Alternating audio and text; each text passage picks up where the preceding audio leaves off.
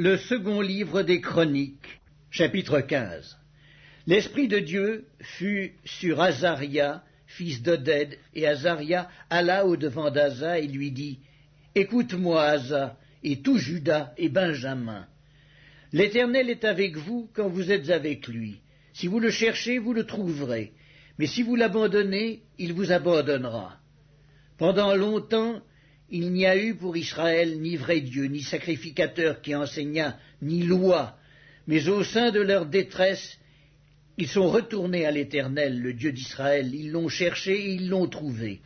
Dans ces temps-là, point de sécurité pour ceux qui allaient et venaient, car il y avait de grands troubles parmi tous les habitants du pays. On se heurtait peuple contre peuple, ville contre ville, parce que Dieu les agitait par toutes sortes d'angoisses. Vous donc, fortifiez-vous, et ne laissez pas vos mains s'affaiblir, car il y aura un salaire pour vos œuvres.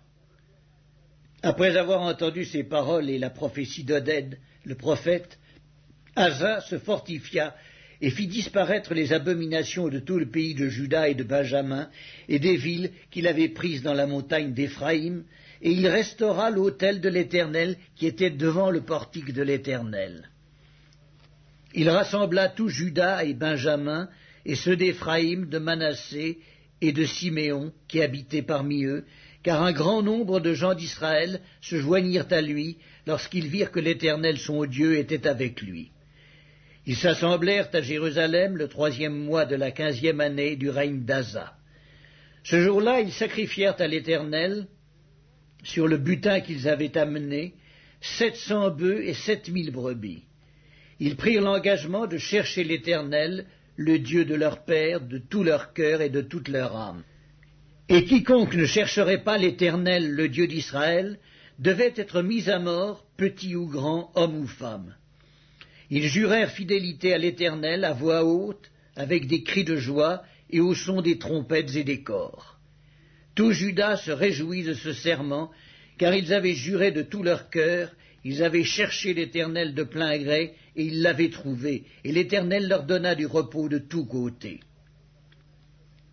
Le roi Asa enleva même à Maaka, sa mère, la dignité de reine, parce qu'elle avait fait une idole pour Astarté. Asa abattit son idole, qu'il réduisit en poussière, et la brûla au torrent de Cédron.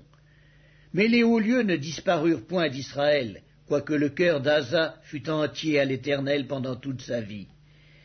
Il mit dans la maison de Dieu les choses consacrées par son père et par lui-même, de l'argent, de l'or et des vases, et il n'y eut point de guerre jusqu'à la 35e année du règne d'Asa.